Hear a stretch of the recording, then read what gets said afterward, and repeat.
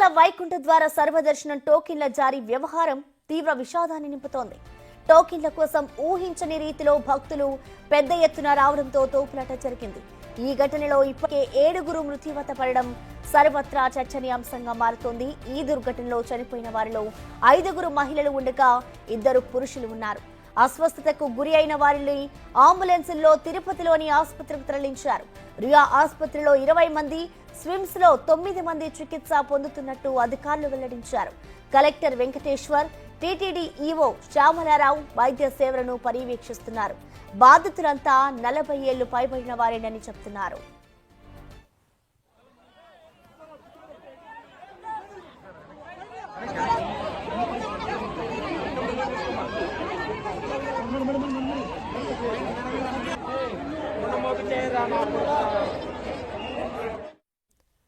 మృతుల్లో ఒకరు నర్సీపట్నంకు చెందిన బుడ్డేటి నాయుడు బాబుగా గుర్తించారు. మరొకరు తమిళనాడులోని సేలంకు చెందిన మల్లిగాగా గుర్తించారు. మిగతా వారి వివరాలు ఇంకా తెలియాల్సి ఉంది.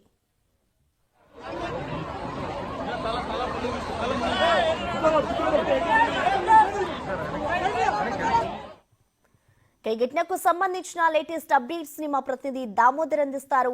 దామోదర్, చెప్పండి, ఏదైతే తిరుపతిలో ఘటన జరిగిందో ఈ ఘటనకు సంబంధించిన అప్డేట్స్ ఏ విధంగా ఉన్నాయి? అసలు ఎంతమంది గాయపడ్డారు? ప్రస్తుతం గాయపడ్డ వారి పరిస్థితి ఎలా ఉంది దామోదర్? ప్రసన్న, నిన్న 8:20 సమయంలో తిరుపతిలోనే బైరాగపట్టడి పద్మావతి పార్కు సమీపంలోనే ఏర్పాటు చేసిన కౌంటర్ వద్దకు ఇటు ఒక్కసారిగా గేటు తెరవడంతో తొక్కిసలాట జరిగింది. ఈ తొక్కిసలాట ఘటనలో 40 మంది పైగా గాయపడ్డారు. గాయపడిన వారిలో 6 తీవ్రంగా గాయపడ్డారు. 6 ఏదైతే రుయా ఆసుపత్రిలో చికిత్స పొందుతూ 6 మరణించారు. మరోవైపు ఏదైతే 24 మంది రుయా ఆసుపత్రిలోనూ 10 మంది ఇటు స్విమ్స్ ఆసుపత్రిలోనూ చికిత్స పొందుతున్న పరిస్థితి. అయితే ఇప్పటికీ 10 మంది డిశ్చార్జ్ అయిన పరిస్థితి. మరోవైపు ముఖ్యంగా తీసుకుంటే ఈ ఘటనకు సంబంధించి నిన్న 8:20 సమయంలో ఏదైతే పద్మావతి పార్కులో టోకన్స్ కోసం పక్కనే సమీపంలోనే రామానాయుడు స్కూల్లో కౌంటర్ ఏర్పాటు చేశారు. పద్మావతి పార్కులోకి ఉదయం నుంచి ఉదయం 6-7 గంటల నుంచి రాత్రి వరకు వచ్చిన ఏదైతే భక్తులందరినీ ఆ పార్కులోకి వదిలారు. సుమారు 10,000 మంది భక్తులు ఆ పార్కులో ఉన్న నేపథ్యం ఒక్కసారిగా 8:20 సమయంలో ఒక భక్తురాలకు అస్వస్థత గురైంది. ఆమెను బయటికి పంపాలంటూ ఒక గేటు తీయడానికి ప్రయత్నించిన నేపథ్యంలో ఒక్కసారిగా వారంతా బయటికి వచ్చారు. ఆ తర్వాత జరిగిన పరిణామాల నేపథ్యంలో ఏదైతే తొక్కిసలాట ఒక్కసారిగా వెనక ఉన్నవారు వచ్చి ముందుకు రావడంతో మొదట్లో ఉన్న వారంతా తొక్కిసలాటకు గురయ్యాయి. ఈ ఘటనలో 6 మరణించిన పరిస్థితి.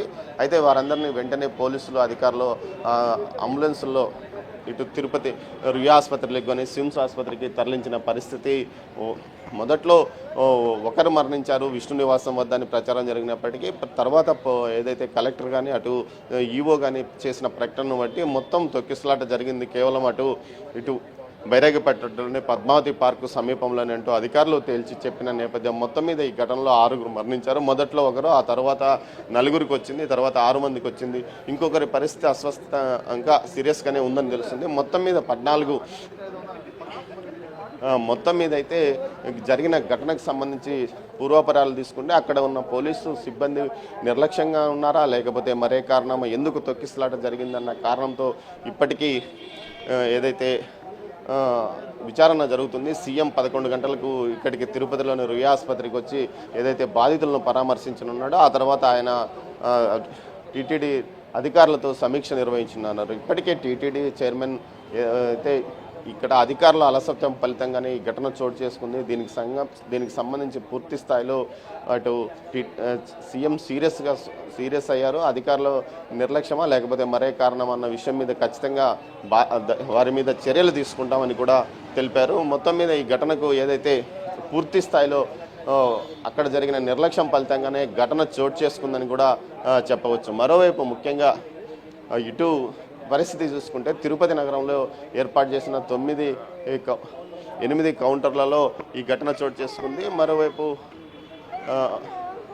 ఎక్కడి నుంచి మీరు టోకన్స్కి వచ్చిన ఏదైతే ఈ ఘటనకు సంబంధించి మొత్తం మీద అన్ని కౌంటర్ల వద్ద ఓపెన్ ప్లేస్లోనే కౌంటర్లు ఏర్పాటు చేశారు. అయితే పూర్తి స్థాయిలో ఒక రామానాయుడు స్కూల్ సమీపంలోనే ఏదైతే పద్మావతి పార్కులో మాత్రమే క్లోజ్డ్ సర్క్యూట్, అంటే ఒక పార్కులో అందరినీ వదలవడం వల్లనే ఈ ఘటన చోటు చేసుకుందని కూడా అంటున్నారు. మరోవైపు మొత్తం మీద ఈ ఘటనకు సంబంధించి ఇటు మరణించిన వారి వివరాలతో వైజాగ్కి సంబంధించిన వారు ఇద్దరున్నారు, అదేవిధంగా తమిళనాడుకి సంబంధించిన ఒక గుర్తు తెలియని వ్యక్తి, అదేవిధంగా నర్సాపురంకి సంబంధించిన ఒక వ్యక్తి ఉన్నారు.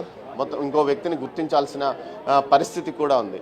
అయితే ఘటనలో పూర్తిగా నిర్లక్ష్యం ఎవరిది, ఎక్కడ ఈ ఘటన చోటు చేసుకుంది అన్న విషయం మీద పోలీసులు ఏదైతే దర్యాప్తు నిఘా వర్గాలు విచారణ చేస్తున్నాయి, ఎక్కడికి ఏమైనా అసాంఘిక శక్తులు చొరబడ్డాయి అన్న కోణంలో కూడా కొంత దర్యాప్తు కొనసాగుతున్న పరిస్థితి. మొత్తం మీద ఈ ఘటనకు సంబంధించి సీఎం సిరీస్ గారు ఈరోజు ఉదయం 11 గంటల నుంచి 3 గంటల వరకు తిరుపతిలోనే ఉంటారు. ఆ తర్వాత వివిధ అంశాలపై ఎక్కడైతే బాధితులను పరామర్శించిన తర్వాత అధికారులతో రివ్యూ నిర్వహిస్తారు.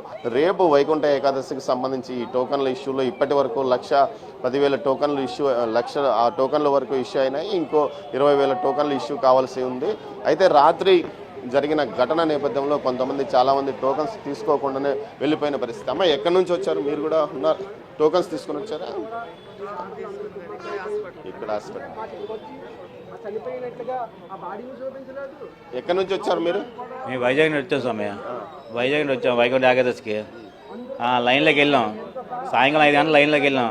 5 గంటల లైన్లోకి వెళ్ళి మేము ఉన్నాం. 7:30 8 ప్రాంతంలో ఒగ్గేశారు, పొలవమని ఒగ్గేశారు. మా ఆవిడ కొద్దిగా ముందు నుంచో, మేము వెనకాతలు ఉన్నాం. అయితే మా ఆవిడ ముందు వెళ్ళిపోయింది కదా మేము అనుకున్నాం. ముందు అనుకుని వెళ్ళిపోతే మాకు తెలియదు మా ఇన్సూరెన్స్ అయిందని. అంబులెన్స్ని వెళ్తున్నాయి కానీ ఏమో మాకు తెలియదు. మేము ఇంకైతే మా ఆవిడ ముందు వెళ్ళిపోయింది కదా, మేము వైకుంఠ టికెట్లు కూడా తీసుకున్నాం. అదే లైన్ కాదు దొరికే. ఎందుకీ మా ఆవిడ రాదు, అందుకే మా ఆవిడ రాదు. నెతుకుతాను రాత్రి 11:30 అయింది. మా అబ్బాయి సెల్ల ఫోటో తీసి పోలీస్ మాకు చూపించాడు. ఈ మాత నేనే అంబులెన్స్ ఎక్కిన, కాల్ బాగోలేదు ఎక్కించానని చెప్పింది. అయితే ఇక్కడ ఈ హాస్పిటల్కి పంపించారు. ఈ హాస్పిటల్కి వెళ్ళిపోయినాను. ఈ హాస్పిటల్కి వస్తే లోపల చెక్ చేస్తే లేదు. తర్వాత ఇంకో హాస్పిటల్ అక్కడికి వెళ్ళాను, అక్కడ కూడా లేదు. ఇలా బయటకు వచ్చిన తర్వాత సెల్లోనే మెసేజ్ ఇలా వచ్చి ఆ సెల్లో వీడియో వచ్చింది. ఇక మా ఆవిడ ఇలాగ పడుకుంది, ఇది నొక్కుతున్నారు, ఇక తీసి స్పాట్లో నొక్కుతున్నారు. ఇంకంతే వచ్చి చూసా కనపడలేదు.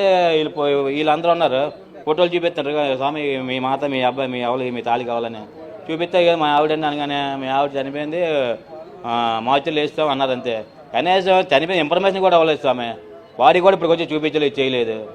ఏం పేరు మీ ఆవిడ? శాంతి అండి, కనిపిల్లి శాంతి అండి. మీది వైజాగ్ సిటీనే అండి. ఎంత మీరు ఎన్ని గంటలకు? నిన్న 5 గంటలకు సాయంత్రం వెళ్ళాం. సాయంకాలం 5 గంటలకు పార్కులో లైన్ కట్టాం.